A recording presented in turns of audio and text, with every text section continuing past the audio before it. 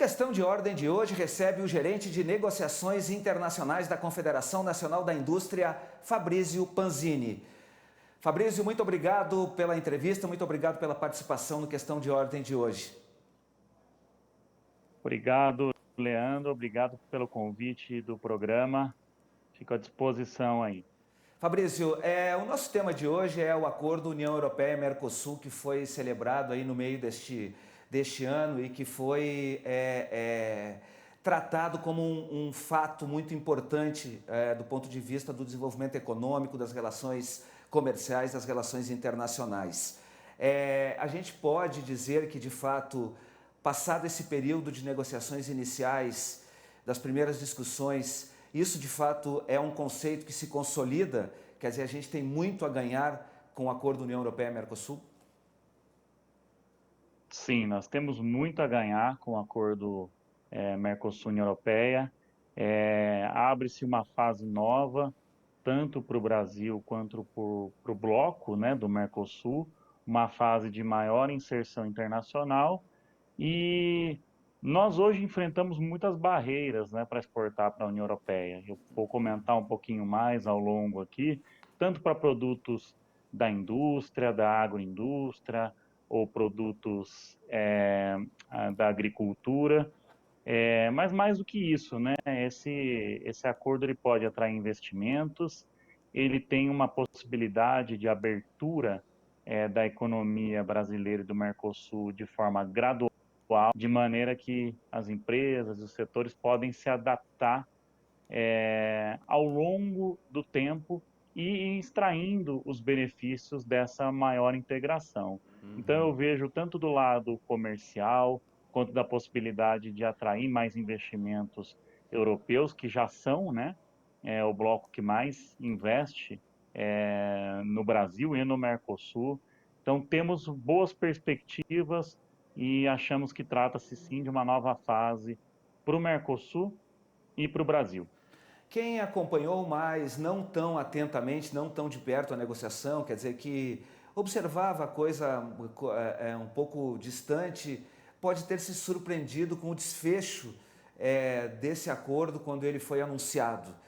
Quando foram superadas algumas barreiras que pareciam insuperáveis, principalmente no que diz respeito às questões das barreiras impostas aos produtos agrícolas, a subsídios e etc. Conta pra gente um pouquinho como é que foi possível amarrar efetivamente este acordo e em que medida foi necessário, por exemplo, cada um dos blocos abrir mão daquilo que vinha sendo colocado de uma maneira tão aguerrida como uma situação que impedia o avanço dessa negociação. Para fechar, tem toda a razão, para fechar um acordo desse porte, que é de 24% do PIB mundial, né, 700 milhões de pessoas, né, se a gente somar os dois lados, você precisa de alguns elementos, né? Um elemento é tempo de negociação, no mínimo ali desde 2016, as negociações ganharam confiança dos dois lados, que os dois lados estavam muito sérios nessa negociação. Um elemento que a gente não tinha presente antes, lá no início da década de 2000, meados da década de 2000. Então, houve confiança, houve tempo de negociação. Então, desde 2016 também até 2019, quando se fechou, houve tempo de debate dos dois lados, os dois lados conheceram melhor as suas demandas, e um outro ponto é vontade política. Então, houve vontade política tanto do Mercosul quanto dos membros da União Europeia. A mudança de governos aqui no Mercosul também ajudou na época da celebração desse acordo. A gente lembra que era governo Macri na Argentina, aqui tínhamos o governo Temer, depois o governo Bolsonaro, que deu continuidade a essa linha. Então, houve ganho de confiança, houve tempo de negociação entre os blocos e houve vontade política, né? E isso permitiu com que os arranjos fossem feitos. Claro que os lados talvez tenham ficado frustrados com a ambição da abertura de mercado de um lado ou de outro, ou com a velocidade dessa abertura de mercado de um lado ou de outro, mas chegou-se a um bom termo. um bom tempo daquilo que era possível de abrir mercado na União Europeia, sobretudo em bens da agroindústria, que eles são muito reticentes, né? Carnes, alguns grãos, açúcar, e ao que no lado do Mercosul, em alguns bens manufaturados, industrializados, como o setor automotivo, de autopeça, máquinas e equipamentos, que tinha também um pouco mais de resistência. Então, esses elementos, ao longo dos anos, embora pode ter pego de surpresa muita gente aí, eles estiveram presentes, houve um compromisso e houve apoio também, né? Você tinha apoio do setor empresarial europeu, apoio do setor empresarial aqui no Mercosul, sobretudo brasileiro, né? O que faltou em alguns tempos atrás, né? Havia esse apoio e essa visão de que era necessária uma maior integração internacional e uma integração realista, gradual, como esse acordo permite. Quer dizer, esse tempo de maturação foi importante para que os lados de fato compreendessem as verdadeiras intenções de cada um dos blocos, né? Quer dizer, as mudanças políticas que ocorreram ao longo do tempo, principalmente aqui no bloco Mercosul, certamente acabaram impactando e influenciando no ritmo da negociação que se deu e que acabou culminando aí com o fechamento desse acordo. Agora, entrando especificamente aí em cada um dos setores, você falou no setor agrícola, no setor industrial, ou agroindustrial, a gente sabe, por exemplo, que a cesta de liberalização do bloco Mercosul ele é um pouco mais espaçado do que a cesta de abertura do bloco da União Europeia para os produtos brasileiros. Queria que você comentasse um pouquinho sobre essa questão e quais os setores que mais ganham neste primeiro momento. Em seguida, a gente fala um pouquinho sobre o médio e longo prazo e também esse custo de conversão que vai ser necessário para você aumentar também a competitividade. Perfeito. Tem um princípio nos acordos, Leandro, quando são acordos firmados entre um bloco desenvolvido e um bloco em desenvolvimento, como é o caso aqui da União Europeia, né? Maior economia desenvolvida, e do Mercosul, uma das maiores, né, em desenvolvimento, segunda maior, né? Só perdemos para a China. Você tem esse princípio do tratamento diferenciado, ou seja, que aquele lado em desenvolvimento ele vai ter mais tempo para se adaptar à abertura de mercado do que o lado desenvolvido. Isso se dá essencialmente pelas assimetrias mesmo, né, que você tem de desenvolvimento, de PIB per capita, de renda, de desenvolvimento industrial, né, entre um lado e outro. Em termos de ganhadores, entendo que a gente vai ter um final de implementação de acordo que as coisas vão se equilibrar mais. Mas que no início, o fato de as barreiras tarifárias, né, tarifas de importação e barreiras não tarifárias, aumento de quantidade que a gente vai poder exportar em cotas de exportação, né, para a União Europeia, eles vão favorecer mais o Mercosul, porque isso vai caindo ao longo de 0 a 7 anos.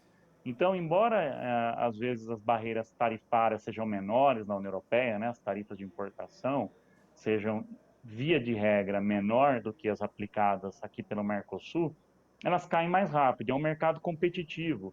Então, às vezes, 4% de tarifa de importação de autopeças, 7% no químico, algumas tarifas, por exemplo, maiores do que 10% em produtos de têxtil e vestuário, 17% para calçados, eles vão cair em até 7 anos na União Europeia, e isso vai fazer com que as nossas empresas aproveitem mais rápido essa liberalização. Então, o que as empresas brasileiras, os setores industriais e agroindustriais têm que estar pronto? Tem que estar pronto para saber o seguinte: quando o acordo for implementado, e em 2, 4, 7 anos, eu vou ter uma abertura do mercado europeu e eu tenho que me inserir ali, né? Então, esses setores que eu mencionei aqui no Brasil, produtos de metal, calçados, químicos, autopeças, todos eles vão ter oportunidades porque tem tarifas na União Europeia que variam de 4% a 17%, que vão cair a zero. E sem falar na agroindústria, né? Se a gente pegar carne bovina, carne de frango e açúcar, eles vão ter ampliado a sua cota, né, de exportação, que seria o quê? Uma quantidade que eles podem exportar mais, em que paga menos tarifa de importação ou nenhuma tarifa de importação. E eles vão, ao longo de 7 anos, aumentando gradativamente. E no lado da Europa, sim, as tarifas de importação caem, né, até 15 anos, né? O setor automotivo é um exemplo, cai ao longo de um tempo maior. Por que isso? Porque são cadeias longas aqui, que hoje têm uma tarifa de importação maior e que não podem cair do dia para a noite, senão você tem um impacto no investimento, um impacto na previsibilidade muito ruim. Então, esse entendimento, né, esse princípio de tratamento especial e diferenciado, ele permite com que o mercado e as empresas possuam rápido o mercado europeu, que já é um pouco mais aberto, e os europeus vão aos poucos, até 15 anos, acessando o mercado do Mercosul, até que a gente tenha essa abertura mais ampla. Lembrando que não é uma abertura total, né?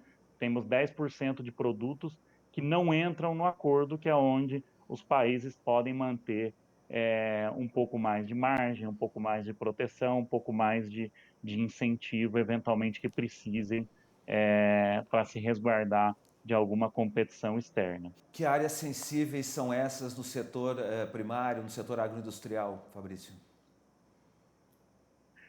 Olha, do lado europeu, eu acho que a gente já conhece bastante, né? A gente já tem bastante conhecimento dessas sensibilidades, né? E, basicamente, esses bens que eu mencionei, as carnes, sobretudo carne bovina, que eu acho que foi um pouco, se, se eu posso usar essa palavra, né? Talvez tenha sido o mais frustrante em termos de acesso ao mercado para o Mercosul, porque a gente teve 99 mil toneladas, né, de cotas, e isso não representa aí um acesso tão grande ao mercado europeu. E se a gente lembrar também que os 4 países do Mercosul exportam esse produto, essa carne bovina, então ela tem que ser dividida. Mas a gente teve outros ganhos, né? Teve um ganho maior em carne de frango, ainda que tenha sensibilidade, teve um ganho é, no açúcar, por exemplo, né? Teve um ganho em etanol também, né? Tudo em cotas, né? Que são cotas justamente porque muitas vezes, né? O mercado agrícola é mais regulado, ele é mais administrado do que o comércio industrial, né? Embora o comércio industrial cada vez mais tenha barreiras não tarifárias, né? Mas ele é mais administrado, há mais sensibilidade, sobretudo dos países envolvidos nesses bens, e é onde a Europa sente que o Mercosul pode entrar e que pode tomar mercado, né? Mas, de certa forma, é, ainda que haja uma certa frustração, vai haver uma abertura de mercado do lado europeu, e a gente vai poder aproveitar com a entrada desses nossos produtos, né? Mas é de onde vem até hoje, né? Mesmo com o acordo fechado, ele ainda precisa ser realizado, implementado nos parlamentos europeu e dos 4 países do Mercosul e depois sancionado. Ainda vem uma pressão contra, né? Vem dessas sensibilidades europeias, um pouco aqui das sensibilidades industriais do Mercosul, mas eu acho que, sobretudo, da parte europeia, do agronegócio, misturado aí com uma agenda ambiental que, de um lado, se soma a questões protecionistas do lado europeu, mas, de outro lado, também vem naturalmente do consumidor, que é mais consciente, que quer ver regras ambientais também nos acordos comerciais.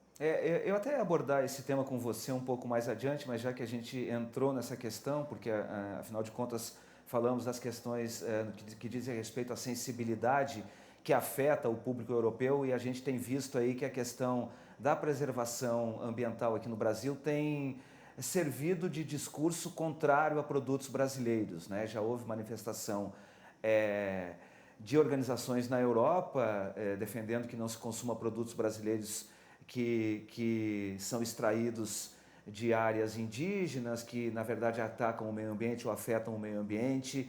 E a gente sabe que o Brasil está muito preocupado com essa questão, até porque agora recentemente, inclusive o Parlamento Europeu lá em Bruxelas conseguiu aprovar uma moção que fala dessa questão ambiental e que depõe contra o Brasil no que diz respeito ao acordo União Europeia-Mercosul. A gente sabe que veio de um grupo específico de parlamentares de centro-esquerda identificados, mas é um grupo que conseguiu aprovar uma moção para ser incluído num dos anexos que tratam aí das questões de acordos da União Europeia, Mercosul. Quer dizer, eles tiveram força para incluir esse texto e pode provocar barulho.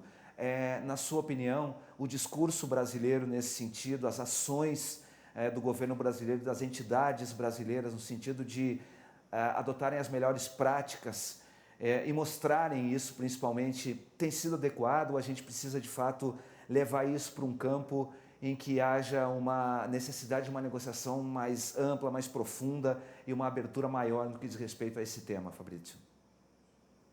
Não, perfeito. O primeiro ponto, eu acho que essa sua pergunta tem vários desdobramentos, né? Eu queria começar com um deles. Eu acho que o primeiro ponto que a gente tem que ressaltar é que o Brasil é um ator ambiental super importante. O Brasil tem o tema do meio ambiente, a sociedade civil brasileira, como algo importante e algo que está no seu consciente, que é dado importância e é dado importância pelo setor empresarial também. Isso não é só uma retórica, isso é mostrado nos dados, né? Se a gente pegar, o Brasil é uma das maiores do mundo e tem apenas 2% da emissão de CO2 do mundo.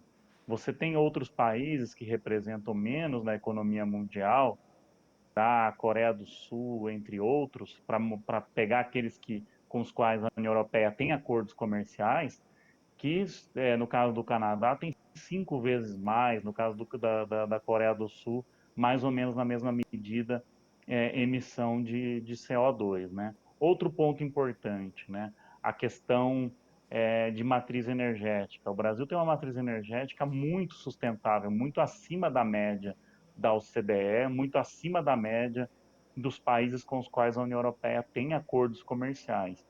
Então é importante colocar, participa de todos os diálogos mundiais, convenção, né, a Conferência de Paris, né, do clima, né, o Acordo de Paris, né, que vem da Conferência do Clima das Nações Unidas. O Brasil é um ator importante, vale lembrar também, né, a Rio, lá em 92, né, depois a Rio +20, que foi feita aqui também no Brasil, todas grandes discussões internacionais ocorrem aqui no Brasil. Então, nós somos um ator importante e um ator com um nível de sustentabilidade muito alto, né? E as metas de vários outros países não chegam, né, próxima do que o Brasil tem hoje, né? E, por outro lado, o acordo Mercosul-União Europeia tem cláusulas ali dentro das mais avançadas do mundo em relação à sustentabilidade ambiental e trabalhista. E nós assinamos isso. Então, o acordo ele favorece, na verdade, você internalizar o acordo comercial União Europeia-Mercosul, ele favorece, inclusive, a melhoria da questão ambiental de ambos os lados, né? Tanto quanto aqui no Mercosul. E nós temos isso já como um valor. Acho que a questão lá tem muito do jogo político também, não é só aqui, né, que tem isso, né? Todos os lugares as forças políticas jogam, né, o seu jogo. Mas isso tem uma preocupação localizada em relação à Amazônia. Acho que esse é um ponto a ficar claro. Se fosse pela questão ambiental única, exclusivamente de forma geral, eu acho que acho não, o Brasil e o Mercosul são os parceiros comerciais da União Europeia com maiores níveis de sustentabilidade, de matriz energética sustentável. Mas os números da Amazônia, que aumentaram um pouco nos últimos meses, e aí tem uma discussão se tem a ver com um local mais legal ou ilegal, se tem a ver com as queimadas, ele está provocando um pouco mais de alarme. Mesmo assim, esses números são muito mais baixos do que na época em que a gente fez. Os números são mais baixos na época que o Mercosul e a União Europeia fecharam o acordo em 2017, e na época que estavam negociando, né? Então houve uma queda grande do desmatamento e ele teve um aumento marginal que a gente precisa adequar aqui no Brasil, dar umas boas respostas a eles, mas também averiguar bem as causas, né? Tem mais a ver com questões climáticas do momento, tem a ver com alguma política. Eu não sou especialista ambiental, mas nós temos que averiguar. Mas o número é menor do que dos últimos anos. Então, em resumo, vou repetir o que eu disse. Eu acho que esse acordo, pelas cláusulas mais avançadas que tem no mundo em meio ambiente, ele deveria, inclusive, ser do interesse de todos para promover a sustentabilidade dos dois lados. Ele deveria ser acelerado a sua internalização para promover essa sustentabilidade. É o que a gente ouve dos dois lados, é exatamente isso que você está dizendo. Você, claro, não é um especialista em questões ambientais, mas é um especialista em negociações internacionais e sabe o peso que atualmente esse tema tem sido provocado, quer dizer, o peso que ele tem quando ele é levado à mesa e colocado no conceito da discussão aí sobre desenvolvimento. Você não consegue mais discutir hoje acordos econômicos, acordos bilaterais econômicos sem colocar a questão ambiental como um ponto fundamental, né? Eu acho que ele também passa a ser meio que determinante nessa questão e o Brasil tem todas as condições até mesmo para liderar essa discussão internacionalmente. Já aconteceu isso, ele pode voltar a comandar essa questão. As respostas que foram dadas, na sua opinião, pelo governo brasileiro até aqui, foram respostas positivas nesse sentido, para retomar de fato, para assumir o comando dessa discussão, no sentido de que os temas comerciais e ambientais de fato sejam elementos que sejam tratados conjuntamente, Fabrício? Olha, um ponto que você colocou aí crucial é isso. Eu acho que quando você trata de comércio internacional, hoje em dia, você tem que cuidar de muitas áreas. E o Brasil, a indústria brasileira, ela apoia que os acordos comerciais e que a conversa internacional, o concerto internacional, quando fala-se de comércio, inclua outras questões, né? Inclua o tema ambiental, inclua o tema trabalhista, porque nós temos regras avançadas, né, nisso, né? Nós temos regras avançadas na parte trabalhista, o que muitos parceiros da União Europeia hoje não têm. Nós temos regras avançadas na parte ambiental, que muitos parceiros da União Europeia não têm.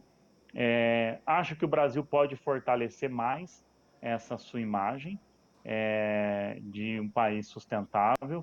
Acho que esse recém-criado Conselho da Amazônia pode também ajudar a dar essas respostas que o mundo quer ouvir do Brasil em relação a desmatamento. Então, tem essa esperança de que a implementação do Código Florestal, que está em andamento, esse ano também pouco se fala, mas a gente internalizou o Protocolo de Nagoya, que é um acordo internacional super importante para preservar a biodiversidade, para fazer crescimento sustentável, desenvolvimento de tecnologias sem devastações, prejudicar o meio ambiente. Então, eu acho que a gente tem algumas áreas respostas boas, a internalização do Protocolo de Nagoya, o Código Florestal aí sendo aos poucos implementado, e outras eu acho que o mundo espera mais do Brasil, espera ver números da Amazônia cujo desmatamento, né, tenha números melhores e que tenha queda, né? Sem dúvida. Mas insisto um pouco aqui, se a gente olhar de forma mais contemporaneizada, né, os números estão muito abaixo, né, da última década, né? Então a gente tem uma queda e vamos aguardar para que as ações do Conselho da Amazônia funcionem, para que essas novas regras do Brasil implementadas nos ajudem a mudar essa imagem internacional que eu digo, né? Eu acho que o, o Brasil está muito bem, né? O filme do Brasil é muito bom, né? Em emissão de CO2, em matriz energética, na parte trabalhista. Então, vamos continuar trabalhando na implementação do Protocolo de Nagoya, do Código Florestal, de ações do Conselho da Amazônia, para que o Brasil volte a ter uma imagem positiva no tema. Isso contribua para o nosso fluxo comercial e para a internalização desse acordo. Sem dúvida. Como o empresário brasileiro, como o produtor brasileiro deve se preparar para enfrentar a situação e como saber enfrentar essa situação e até mesmo implementar tecnologia para poder de fato fazer frente a mercados que são bastante competitivos, né? Bem colocado algumas coisas, porque a comparação com os anos 90, né, do Brasil, ela pode ser feita em alguma medida, mas em outra medida não. Porque nos anos 90 a gente teve uma abertura comercial muito abrupta, muito repentina, e muito em termos de, né, de redução das tarifas de importação, pegando alguns empresários de surpresa, pegando setores de surpresa. O que não é o caso do Mercosul e União Europeia, porque a queda dessas tarifas ela está ao longo de um tempo, ela não é tão abrupta em relação ao que foi, não é abrupta, né? Muito menos em relação ao que foi no início dos anos 90. E a gente está falando de valores de tarifas hoje menores do que a gente tinha naquela época. Sem falar que os empresários, o setor privado, eles foram consultados sobre o acordo Mercosul-União Europeia. Eles puderam dar a sua preferência em relação a períodos e etc. Nem entendidos, a regras de origem e outras regras, né? Nem sempre foram atendidos, mas sempre que possível foram atendidos. Isso está previsto ali no texto do acordo, que é de conhecimento dos empresários. Então não vai pegar os empresários de surpresa. Agora, não numa coisa, né? A União Europeia é o berço da tecnologia e da competitividade em alguns setores. Setor químico, setor automotivo, setor de autopeças, setor de máquinas e equipamentos, setor de medicamentos. Então, para todos esses, o que nós precisamos? Precisamos fazer o dever de casa. Porque o Brasil, se a gente visita fábricas no Brasil e indústrias no Brasil, eu já visitei várias delas, tem tecnologia de ponta, as mesmas fábricas que tem nos Estados Unidos, na União Europeia, ou às vezes em outros países da Ásia, nós temos no Brasil. Mas nós temos muito custo fora da fábrica. Nós temos muito custo associado à tributação, associado ao custo do capital, associado à logística, que não permitem com que o Brasil compita de igual para igual com outros países, né? Então, por isso que esse tempo é bom da gente endereçar todas as nossas mazelas internas, todas as nossas deficiências de competitividade, fazer nossa reforma tributária, continuar na nossa aumentar a inovação. O Brasil tem áreas de ponta e aí ele vai extraindo o benefício dessa abertura comercial na União Europeia e da abertura do mercado aqui também, né? Uma abertura que também vai permitir que algumas empresas que importam insumos ou atraiam investimentos europeus se beneficiem. Então, eu acho que a palavra-chave aqui é o tempo que nós vamos ter para nos adaptarmos, o que nós não tínhamos, por exemplo, nos anos 90. Sem dúvida, Um sim. outro ponto importante é com quem estamos fazendo acordo, né?